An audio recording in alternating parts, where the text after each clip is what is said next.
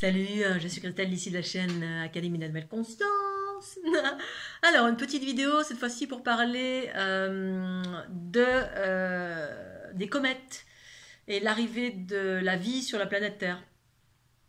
Alors, je refais une petite vidéo tout simplement parce que j'ai entendu parler de cela récemment. Et donc j'avais déjà fait une vidéo à ce sujet, je ne sais plus quand. Donc je vous invite à aller dans mes playlists et puis retrouver peut-être dans la playlist extraterrestre. Donc je refais des mises à jour pour celles et ceux qui ne me connaissent pas. Pour celles et ceux qui ne me connaissent pas, avant de commencer la petite vidéo, je vous informe que je propose des soins à travers la fleur de l'unité, les encodages des codes géométriques de la fleur de l'unité pour activer les flux du processus de la Kundalini. Ensuite, je fais des soins à distance également. Là, c'est la même chose, sauf que vous entrez en contact avec moi et ça dure 2 heures à peu près. Ensuite, je vous propose des formations pour les empathes, pour permettre aux empathes de mettre en place des choses dans leur vie pour équilibrer leur polarité, pour celles et ceux qui sont empathiques, qui font de l'empathie de toutes sortes, mais surtout l'empathie kinesthésique. Pour avoir les infos, vous allez sur fleurdelunité.gibdo.com ou vous cliquez ci-dessous, vous parcourez, j'ai plein de liens qui évoquent et mes soins à distance et les soins de la fleur de l'unité pour les personnes qui souhaitent être en autonomie et faire des soins vraiment tous les jours, des réencodages pour aller vers qui vous êtes ou mettre en place des choses dans sa vie pour les personnes qui sont hyper empathes ou hyper sensibles. Ces choses que je propose à mettre en place, c'est tout simplement le fruit de mon expertise de 30 ans d'expérience avec une cinquantaine, je crois que c'est une 50 ou je ne sais pas combien de conseils et de techniques que je propose à mettre en place dans votre quotidien comme techniques et conseils et voies à explorer.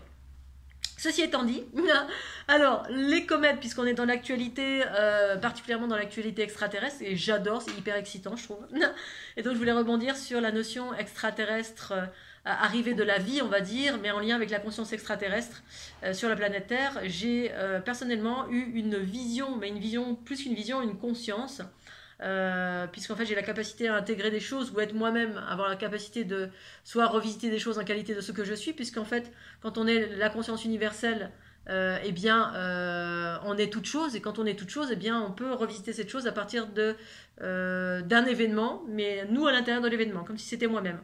Donc j'ai vécu cette chose comme si c'était moi-même qui était cette chose-là. Et notamment, je me suis vue en qualité de comète.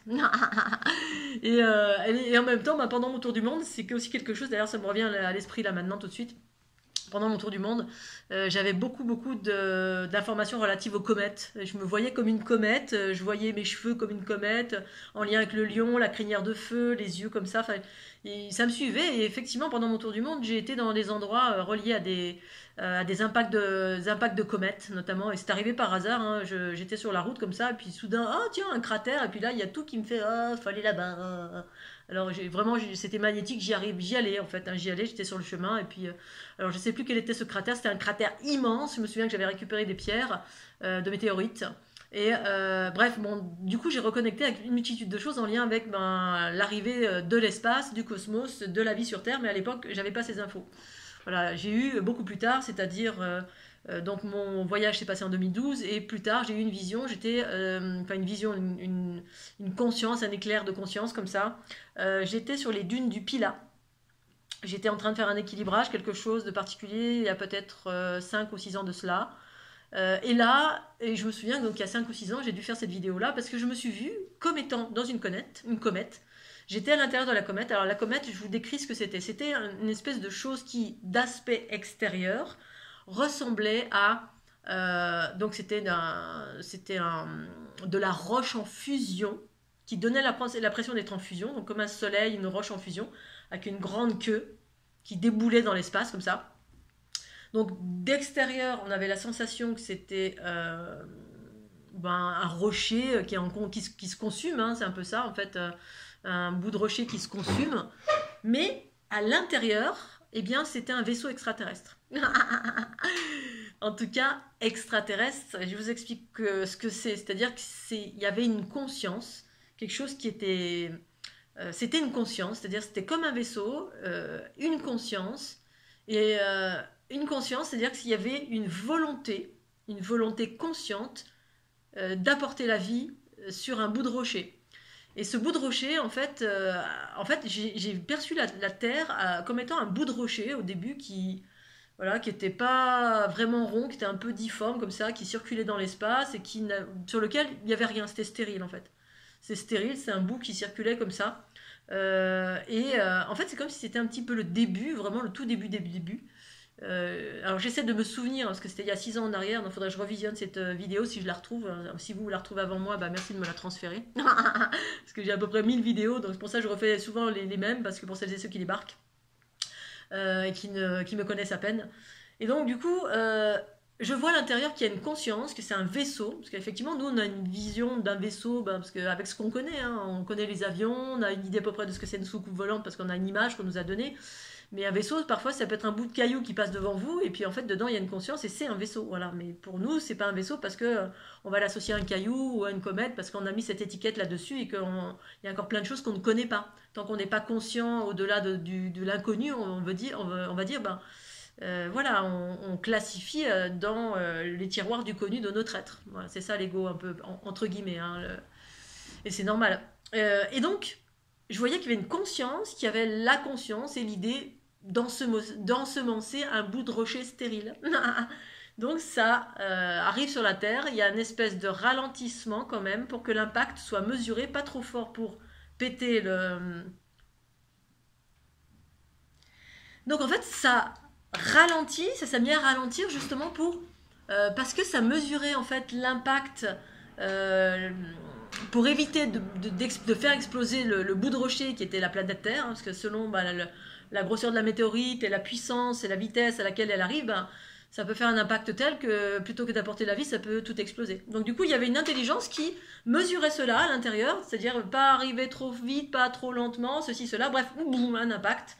Et dans cet impact, ce que j'ai vu, c'est qu'à l'intérieur de cette comète, c'est qu'il y a cette conscience géométrique. Ce que moi j'appelle la fleur de l'unité, mais qui au-delà de la fleur de l'unité porte aussi le nom de matrix génétrix. Matrix génétrix, c'est la création. Voilà, mais la création, mais moi je l'associe à une polarité féminine. Voilà, c'est de la conscience, c'est de la conscience géométrique mathématique. C'est comme ça que je vous rappelais ça, conscience source mère, une sphère qui se divise en deux, puis en trois, puis en quatre. Bref, c'est le processus de génétique de la mitose et la méiose. Bon, la génétique, voilà, qui apporte la vie avec tout ce que ça implique. Mais c'est un processus au plus élevé, il est mathématique et géométrique. Et donc ça compose les arcanes de la vie. Mais là, donc du coup, ça se crache sur la planète Terre, ça fait un impact énorme. Et en fait, je vois littéralement, en fait, entre cette comète-là et le bout de rocher, il y a de la silice qui se forme.